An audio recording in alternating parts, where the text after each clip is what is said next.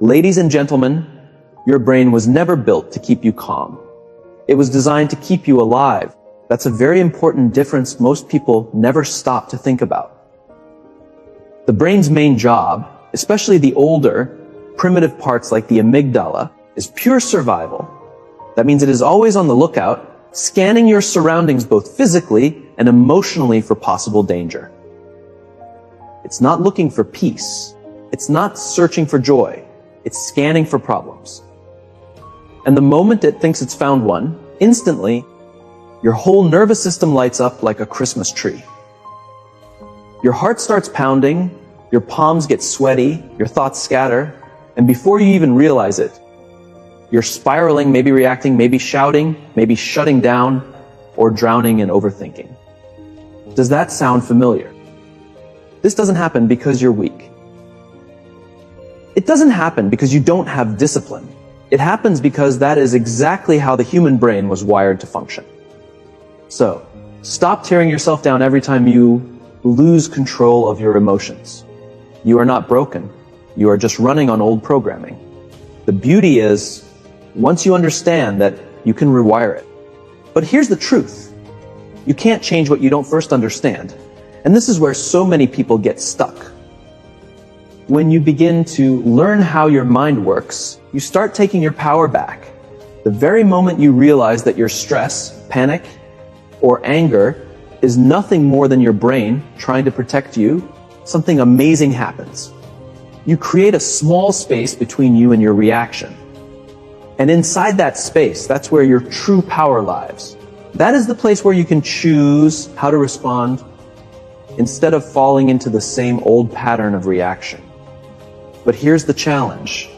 You don't get access to that choice unless you train for it. So let me ask you something. How often do you practice being calm when nothing in your life is going wrong? Most people wait until everything around them is collapsing before they try to be calm. But that's like stepping into a boxing ring without ever having trained a single day. You cannot expect yourself to remain calm in the middle of chaos if you've never built the muscle for calmness in peace. Your brain needs practice. It needs repetition. It needs habits. It needs proof over and over again that you are safe even when things around you feel uncertain. This is where most people quit. They think staying calm is a personality trait. That some people are just born relaxed while others are not. That's not the truth. Calm is not a gift you're born with. Calm is something you build. It's something you create through consistent, intentional work. Calm is shaped through awareness. It grows through practices like mindfulness, deep breathing, journaling, and being completely honest with yourself. It's built every single time you pause instead of lashing out. Every time you breathe instead of arguing. Every time you reflect instead of reacting. These small moments may seem unimportant, but they are massive because they are literally rewiring the pathways inside your brain. See, your amygdala, the fear center in your brain, can activate in just 1/5 of a second. That's lightning fast. It's supposed to be fast because it was built for survival. But here's the good news. You also have a prefrontal cortex. That's the rational, thinking part of your brain. That's the part that helps you solve problems, stay logical, and remain steady under pressure. But here's the catch. It's much slower, and it only kicks in when you give it a pause.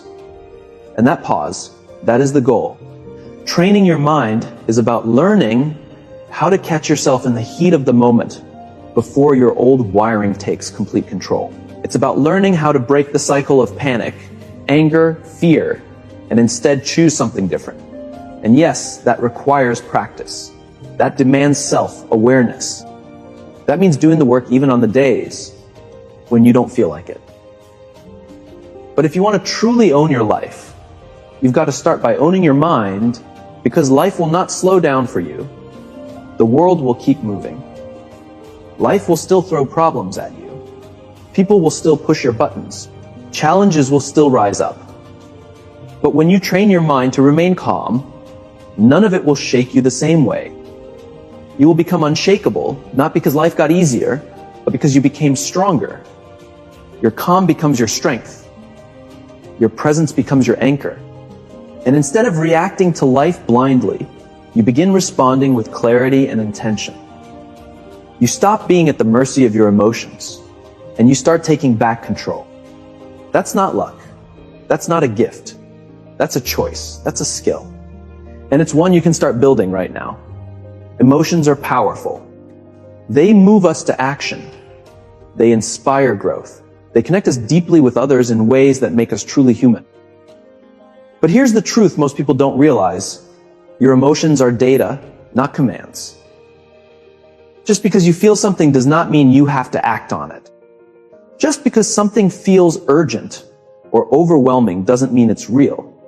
And it certainly doesn't mean it will last forever. Your feelings matter, but they are not facts. They are signals, not orders. Your brain creates emotions as part of its response system. It takes in what you see, what you hear, what you remember, what you believe, and then it assigns an emotional meaning to it. That's how feelings are born, but that process is far from perfect.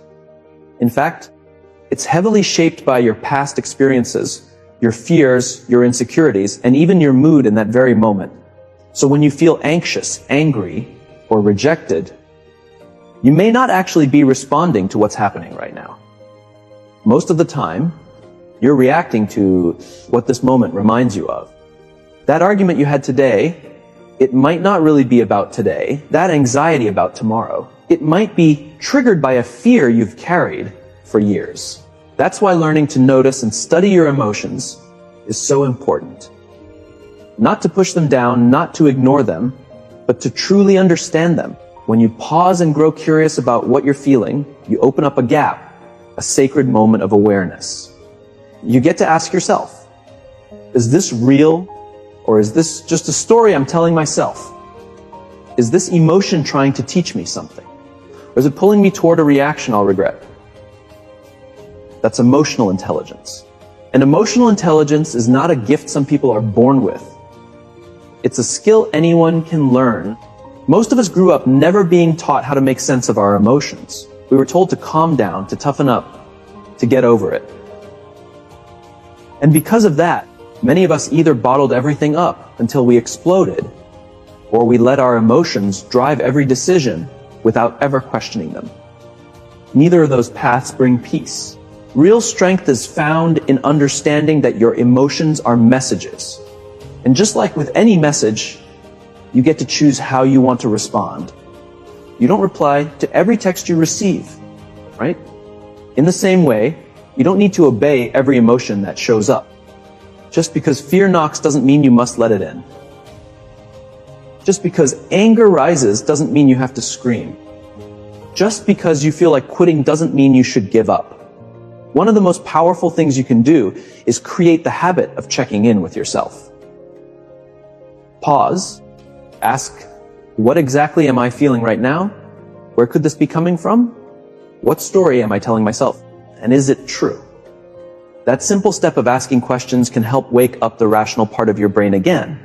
It can help you see more clearly, choose more wisely, and avoid making chaos worse than it already is. Think about this: you're nervous about an upcoming presentation. Your mind races with thoughts. What if I fail? What if people judge me? That anxiety feels so real, but it does not mean you're doomed to fail. It just means your brain is trying to shield you from embarrassment. It's pointing out a possible threat. But when you recognize that anxiety as a signal and not a final judgment, you can respond differently. You can prepare. You can remind yourself of the challenges you've overcome before. You can shift from panic into purpose.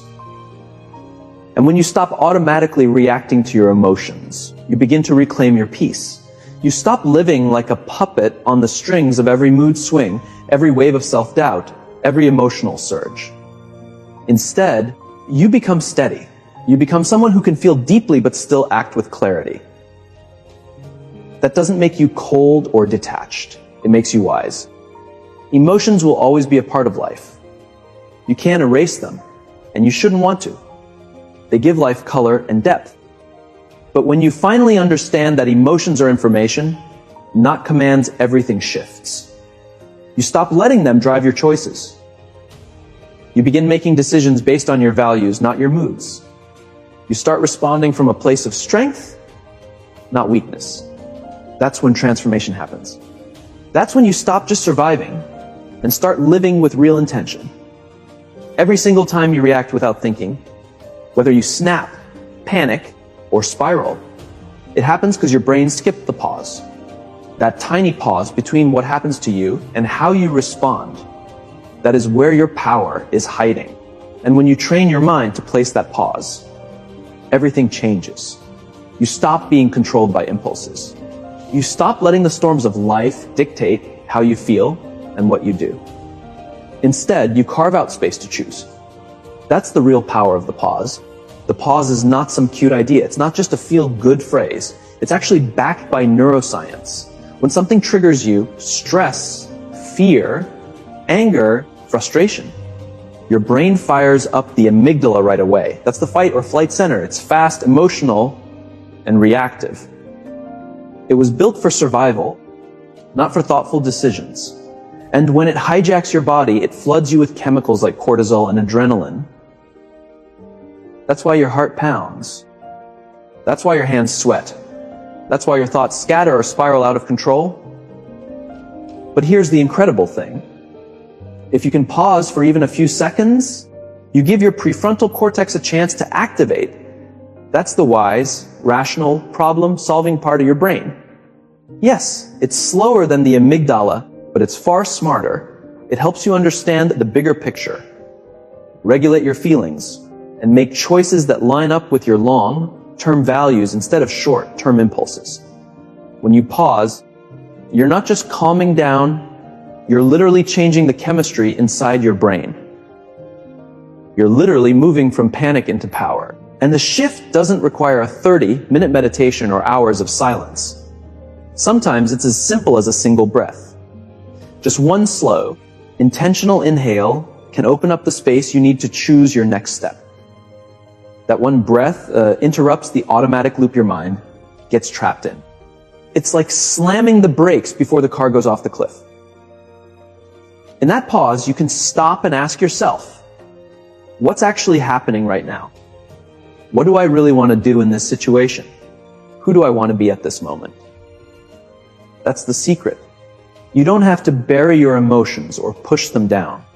You only need to slow them long enough to give yourself room to choose.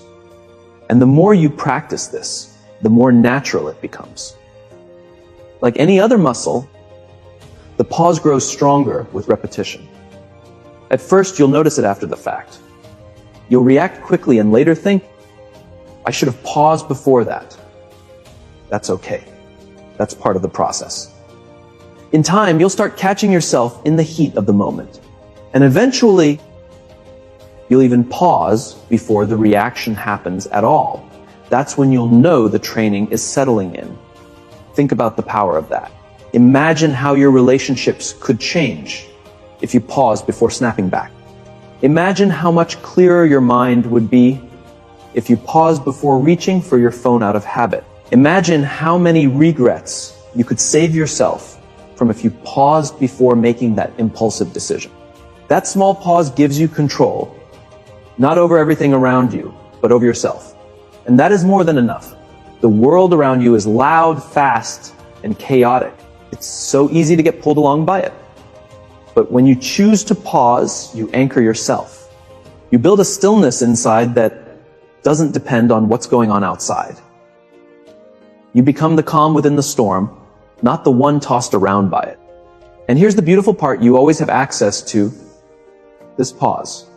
No matter where you are, no matter how wild things feel, that little pocket of space is always available. You just have to remember to use it. The more you practice, the more automatic it becomes. You won't always get it right, and that's not the point anyway. The goal isn't perfection. The goal is awareness. The goal is progress. So, the next time life throws something heavy at you, don't just react. Pause. Breathe. Get curious, then respond with intention. That one choice to pause may feel small, but it changes everything. It's the beginning of emotional strength, clarity, and confidence. It's how you take back control of your mind, one breath at a time. Your breath is one of the most powerful tools you already carry with you to calm your mind. And yet, most people overlook it. We breathe all day long without giving it a thought. But the truth is, the way you breathe directly affects your emotional and mental state. When you're stressed, afraid, or overwhelmed, your breathing becomes shallow and quick. You may not notice it, but your body does. Shallow breathing signals your nervous system that something is wrong, that you're in danger, and that you need to fight, run, or freeze. Now flip that around. When you slow your breathing down, when you breathe deeply from your belly, you send the opposite signal. You're telling your nervous system, we're okay. We're safe. There's no need to panic. That one change in how you breathe can completely shift the way you feel in that moment. It can break a cycle of anxiety. It can keep anger from exploding. It can sharpen your focus and help you respond with clarity. And the best part, you always have your breath with you. No matter where you are, no matter how chaotic life feels, you can always pause and breathe. That's real power. That's real inner control. You don't need a yoga mat, an app, or a perfectly quiet room. You just need a decision and a moment to tune in. There's a reason elite soldiers, world-class athletes, public speakers, and even surgeons practice breathing exercises. It works. One of the simplest and most effective methods is box breathing. You breathe in for 4 counts, hold for 4 counts, exhale for 4 counts, hold again for 4 counts, then repeat. It's simple, but the impact is powerful. This balances your nervous system. It activates your parasympathetic state, the one that brings rest, healing, and calm. It slows your heart rate. It clears your head. It grounds you in the moment. You might be wondering, really just breathing? Yes, really. Because when your body finds calm, your mind follows. And when your mind is steady, you make better choices. You become more patient, more present, more powerful. That's not hype. That's science. Your breath is like a remote control for your brain, but most people never learn how to use it. Picture how different your days would look if you built this into your routine. Imagine